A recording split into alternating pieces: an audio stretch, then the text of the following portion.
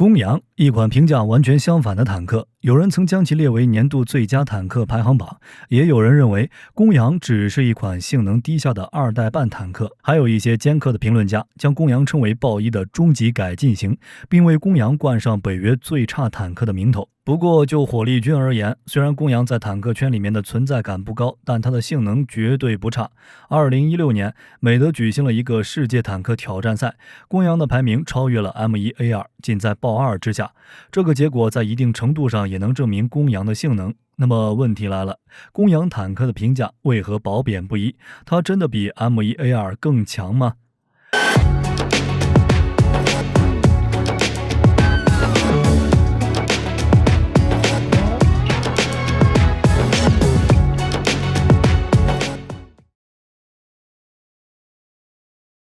公羊坦克服役之后，并没有什么出色的战绩，仅参与了1999年北约在科索沃的维和行动。意大利派遣了公羊进入科索沃执行任务，但并没有详细的战绩。不过，在坚强欧洲坦克挑战赛中，公羊的排名超越了 M1A2。这场坦克挑战赛由美国与德国主办，于2016年至2018年在德国格拉芬沃训练场举行。比赛由12个小项目组成，按总积分排序决定奖杯。最后的排名是这样的：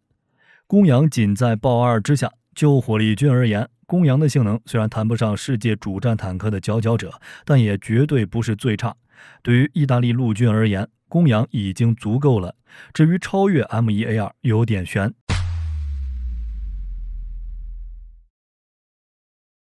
以颜值党的眼光来看，公羊长得没什么特点，不过讲武器还是要看性能。坦克这东西主要看3点：火力、装甲、机动，或者说大部分军事装备的指标都是这3个。由于亚平宁半岛的地形多山地丘陵，坦克需要良好的机动性才能进行山地作战。在研制公羊期间，意大利陆军的要求就是机动性第一，火力第二，防护力第三。在1985年2月的时候，意大利军方还公布了公羊的技术指标。第一，必须具备高级火控能力；第二，装备120毫米高膛压滑膛炮；第三，具备良好防护能力与勤务性能；第四，动力系统尽可能与研制中或未来的履带式车辆通用；第五，提高应对直升机威胁的能力。就结果而言，公羊的性能已经超标了。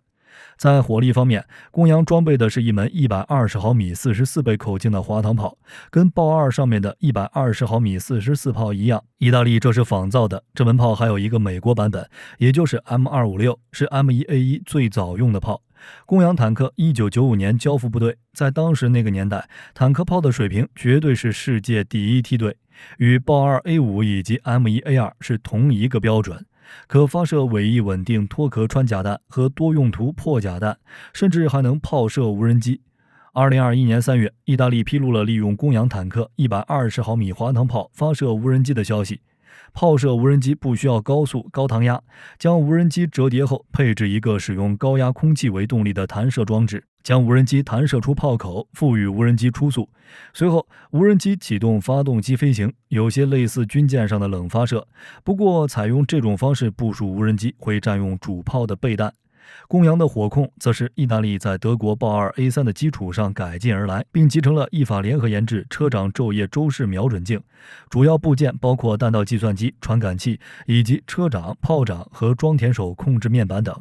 车长和炮长的瞄具都配备了夜间红外成像技术，车辆态势感知能力较强，具有行进间射击和夜间射击的能力。公羊的火控系统与半人马座的火控系统可相互通用。由于意大利陆军规模较小，零件相互通用，没必要为每种车辆都独立研制一种火控系统，可以尽量减少开销。与大部分欧美坦克一样，公羊也没有装弹机，射速取决于装填手的力气。此外，公羊弹药架的位置也是相当讲究，放在了前面，与梅卡瓦把发动机放脸上是同一操作。公羊可以携带42发炮弹，15发储存在炮塔尾舱，剩余27发储存在车体内。都说俄罗斯驾驶员被快乐包围，主攻载人航天，意大利也不遑多让。欧美国家的大部分坦克都是把炮弹放在炮塔的后方，包括英国的挑战者和美国的 M1。虽然从后面攻击容易被爆头，但是至少保证了在正面对敌时弹药很难殉爆。意大利之所以把弹药架放在前面，主要是因为德国的影响。豹二炮塔不够大，就把一部分炮弹放在了驾驶员的身旁。豹二的前身豹一则是把弹药架放在车体正面。由于意大利在设计公羊坦克之前，国内装备的就是豹一，在设计公羊坦克的时候，难免会受到影响。但从结构上看，公羊坦克的火炮威力与豹二及 M1 坦克差不多。至于防护，只能说马马虎虎。意大利不看重这个。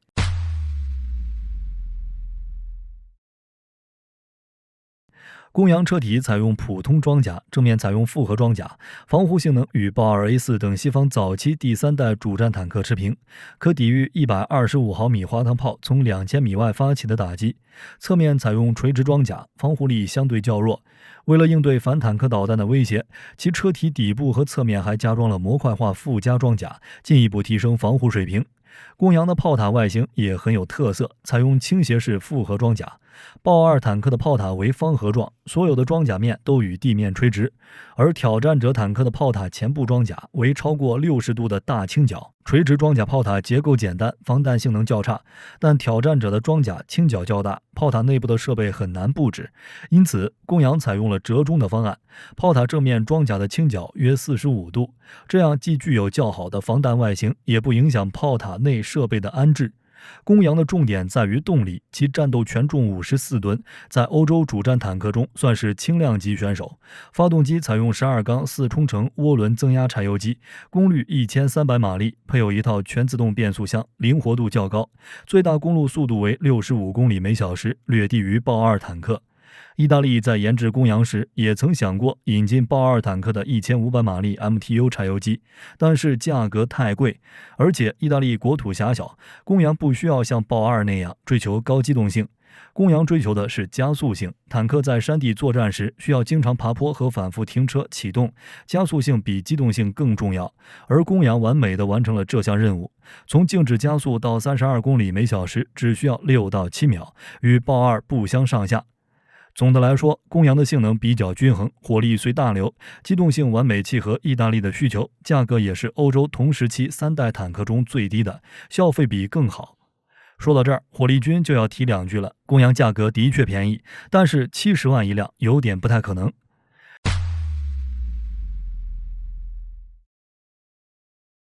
意大利军方曾公布，一辆公羊坦克的制造成本仅为70万美元。火力军觉得这个数字有点离谱了。公羊可是1995年服役的3代坦克，一个坦克如果比别的坦克便宜，一般有2种情况：一个是本身设计时就选择低配，因此成本会便宜；另外一个产量高了，所以单价便宜。公羊坦克只占据了第一条。很多子系统都是货架产品，节省了不少研发经费。不过公羊的产量太低，只有200辆。在第3代坦克中，公羊的产量是最小的，并没有平摊成本，所以与那些低配并且产量较高的坦克相比，公羊并没有什么优势。比如俄式坦克，1996年，巴基斯坦以6.5亿美元的价格购买320辆 T80UD， 单价200万美元；塞浦路斯1.74亿美元购买41辆 T80U， 单价420万美元。1995年，希腊14亿美元购买170辆豹二 A6， 单价820万美元。就算是豹二 A4 以及之前的批次，按照当时的汇率计算，单价也有360万美元。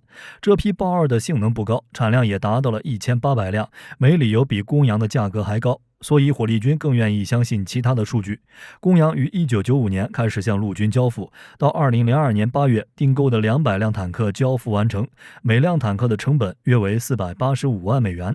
不过即使是这个价格，也比同时期的豹二与 M1 更低。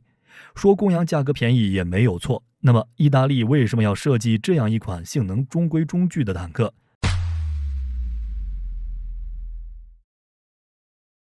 意大利之所以设计公羊这样一款中庸的坦克，主要是需要不高。意大利位于欧洲南部的亚平宁半岛，北部基本都是山脉，而且接壤的大多数国家都是友好国家，敌对国家较少。整个国土面积上，只有中部一小块三角地带与沿海是平原地区，适合坦克作战的地方并不多。意大利陆军不需要装备很多的坦克。意大利的经济也不如英法德等国，所以在陆军坦克的经费投入上，它的首要原则就是降低造价成本与维护成本，不像英国、德国与美国那样性能优先。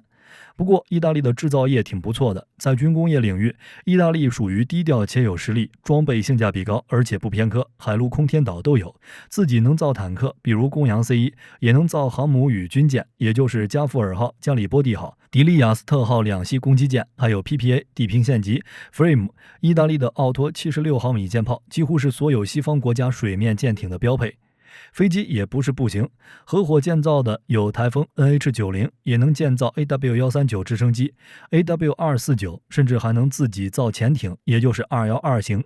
不过在坦克方面，意大利的起步比较晚的。二战结束之后，意大利作为战败国，军事工业受到了严重打击，加上其处于冷战美苏对抗的后方，在很长的一段时间内，意大利并没有研发自己的主战坦克，仅进口了少量坦克以满足陆军的需求。在20世纪50年代，意大利主要装备美制的 M47坦克，不过美制坦克并不适合意大利的多山环境，意大利决定研制国产坦克。但是受限于军工实力，最初只能选择合作研发，参与了法国与西德开展的欧洲标准坦克联合研制计划。只是多国研发这事儿本身就不是很靠谱。1956年，欧洲标准坦克计划因法德利益冲突终止了合作，意大利只能进口美国的 M60A1，其中一部分由奥托梅莱拉生产，后来又采购了德国的豹一，同样有一部分坦克由奥托梅莱拉生产。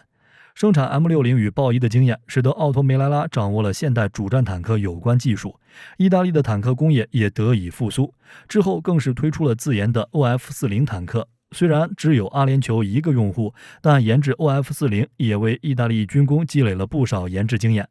1980年代初期，意大利军方决定建立快速反应部队，并研制相应的新装备，用于取代已过时的 M60与豹一，最终结果就是公羊 C1。1995年，公羊开始交付意大利陆军使用，按照军方与奥托公司的合同，共生产200辆公羊，装备意大利陆军的3个装甲团。1998年，第一个公羊团，也就是第32装甲团正式成立。随后，第4装甲团和第132装甲团也相继换装了公羊坦克。每个装甲团下辖一个公羊坦克营，编有54辆公羊坦克，其中营部2辆，4个坦克连，每连13辆，每连包括1辆连部使用的公羊坦克与3个编4辆公羊的坦克排。1999年，意大利参加了北约在科索沃的维和行动，并派遣了公羊坦克进入科索沃执行任务，但是并没有详细战绩。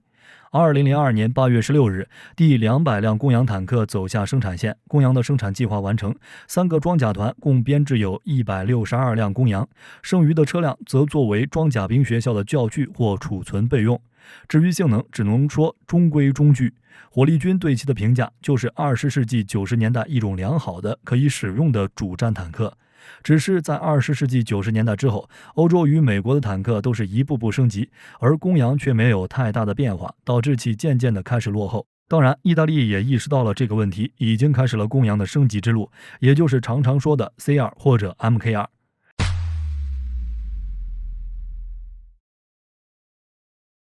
早在21世纪初期，意大利就考虑过对公羊进行升级，但当时并没有落实。直到2019年8月，意大利国防部与 CIO 签署合同，生产3辆公羊中期寿命升级型原型车，分别为 PT1、PT2 和 PT3。其中 PT1 用于发动机、传动系统和车体的升级测试， PT2 用于炮塔方面的升级测试， PT3 则用于炮塔和车体的升级测试。2022年 PT1、PT2 投入测试，2023年1月 PT3 投入测试。2023年8月2日，意大利国防部与 CIO 签署合同，将90辆公羊 C1 主战坦克升级为 C2。公羊 C2 整合了 PT1、PT2 与 PT3 的所有升级。在火控方面，公羊 C2 与半人马座2类似，采用第3代的热成像仪，整合半人马座2的炮长稳定型瞄准具与车长周式瞄准具，并且配备新的弹道计算机、带显示屏的全景环视系统。在防护方面，公羊 C2 增加新型附加装甲，加强正面、侧面装甲，车底也加装了凯夫拉材料，抵御地雷袭击，并加装主动防御系统。坦克全重从54吨增加到62.5吨。为了保证机动性，公羊 C2 将换装依维柯公司1500马力的 V12 发动机，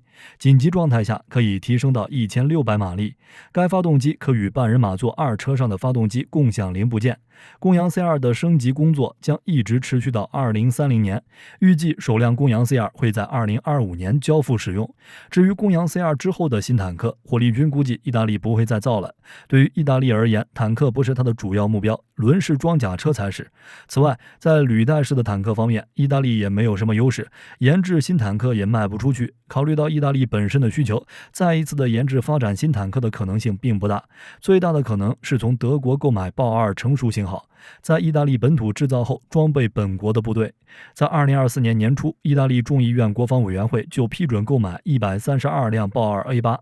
总的来说，公羊坦克的性能并不算很差，这是意大利针对本国陆军需求特意建造的。只是对比美国的 M1 系列与德国的豹2系列，公羊的性能就显得中规中矩。在后续升级上，公羊也没有 M1 与豹2频繁，性能逐渐落后。因为性能不够突出，公羊没有国外客户，最终产量只有200辆。就目前的情况来看，意大利血统的主战坦克在公羊之后很难再有继任者了。